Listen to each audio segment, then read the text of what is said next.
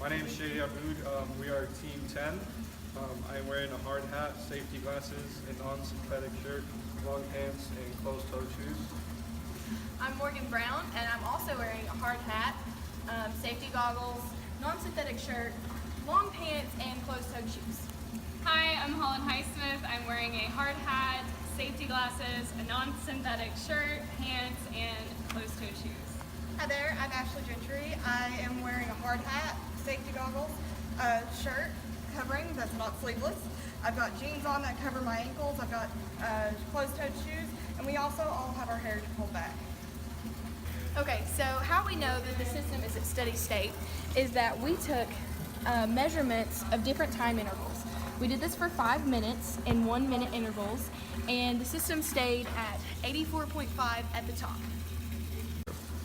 Okay, so the second part of our system is the bottom tank, and we also measured this in the same 5 minute intervals with 1 minute in between.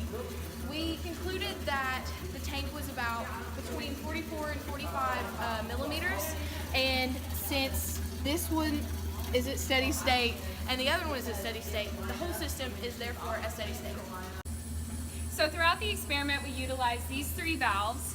This bottom one right here is what initially turned the water on, and this red and yellow valve is what made the adjustments of the water flow.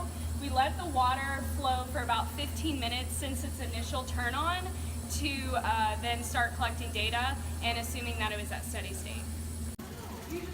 Also, we made sure that the valves at the top, in the middle, and on the bottom were fully open throughout the experiment. So in order for this system to be at steady state, dm/dt must equal 0, but it's not efficient to operate this system based on a mass basis. So we changed d mass to rho times v, density times volume, and we plug that in dm/dt, and you get d rho v over dt. Since density is constant and we have water that is an incompressible fluid, the density is constant, so it is pulled out, and you have dv over dt. And then since we are measuring height, which is easier than measuring volume, volume is equal to pi r squared times height. And then after dividing over, you get your final, which is dh dt. So in order to have the system at steady state, we must have dh dt equals 0.